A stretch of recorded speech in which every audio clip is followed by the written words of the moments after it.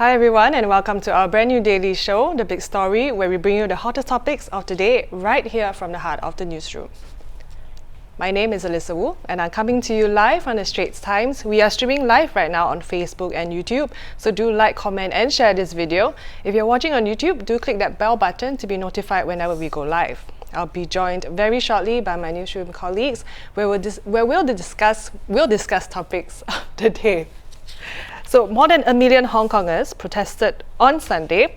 This was because of Hong Kong's proposed extradition law, which will allow suspects to be sent to mainland China. Still, the Hong Kong government said today that it will not withdraw the bill, with Chief Executive Carrie Lam saying that it will ensure that Hong Kong will fulfill her international obligations in terms of cross-boundary and transnational crimes. Now, to discuss this further, I have here with me East Asia editor Goh Sui Noi. Hi, Sui Noi. Now, why is Hong Kong revising its fugitives law now to include the mainland, Macau and Taiwan?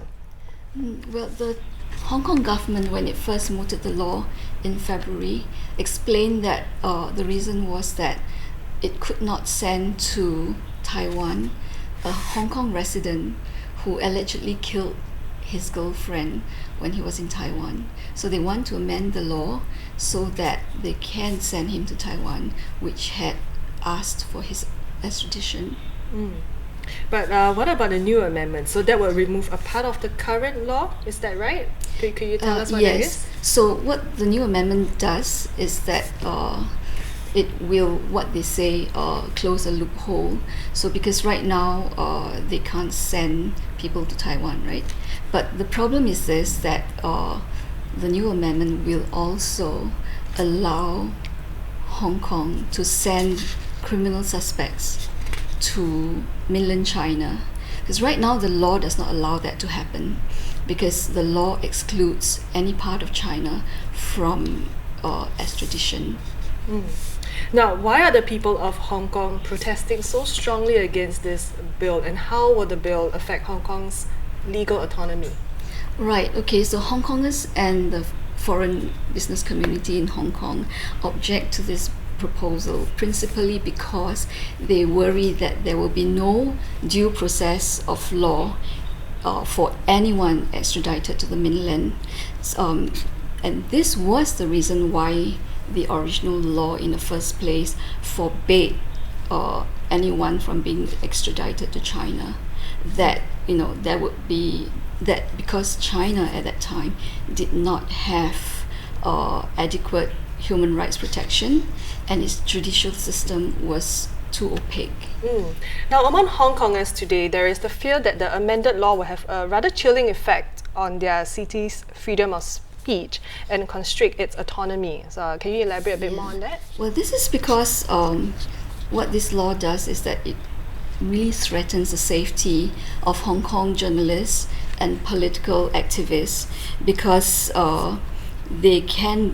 Beijing can demand that they be extradited on unfounded charges, maybe. Now then, what is the impact of the bill? What will it have on the business community?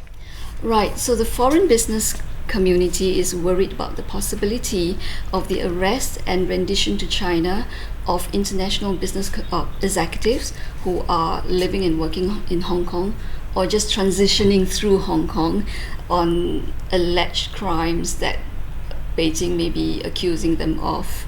Yeah. And that's the key word, alleged crimes, isn't it? Yes. So if when Hong Kong no longer provides that same protection or rule of law as before, when the law kicks in, what will businesses have to do then?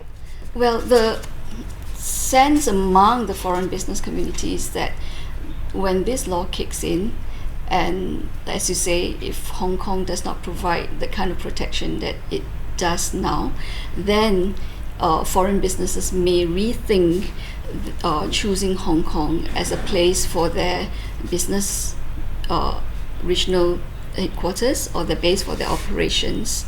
And this will really impact Hong Kong's growth as an international business center. I see. So now we've been talking about Hong Kongers and their reaction and what it means for Hong Kong. What about Beijing's attitude towards all this? Oh, well, Beijing has come out in support of this law, really. So, one of its officials in China's Foreign Commissioner's Office in Hong Kong has come out to say that Beijing resolutely supports this law and that it actually is urgently needed. And why is this so?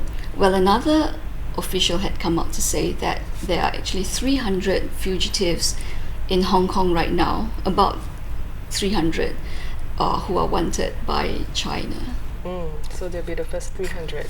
Now, Sui Noi, Chief Executive Carrie Lam said today that the Hong Kong government has no plans to withdraw the bill.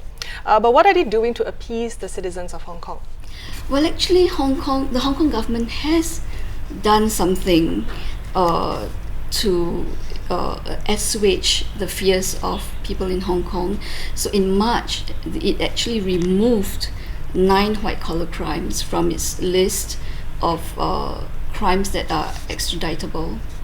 And last month, it increased the number of years, well, the jail term to 7 years for eligible crimes from the original 3 years. And it also said that it would make amendments that will ensure defendants have an open trial, access to lawyers, the right of appeal, and also be given time for a proper defense. But obviously these changes have not really persuaded the people, and that's why we saw so many of them coming out yesterday to protest. Now, perhaps you could end with what Chief Executive Carrie said about this. Yeah, okay. As you mentioned earlier, Hong Kong is not going to delay passing this law, and Carrie Lam has said this as well today. And the reason for this, as she said, is that she said there was very little merit to be gained to delay the bill, and instead it will cause more anxiety and divisiveness in society. All right. Thank you so much, Sui Noi, for helping us to understand the proposed bill better and how it affects Hong Kong.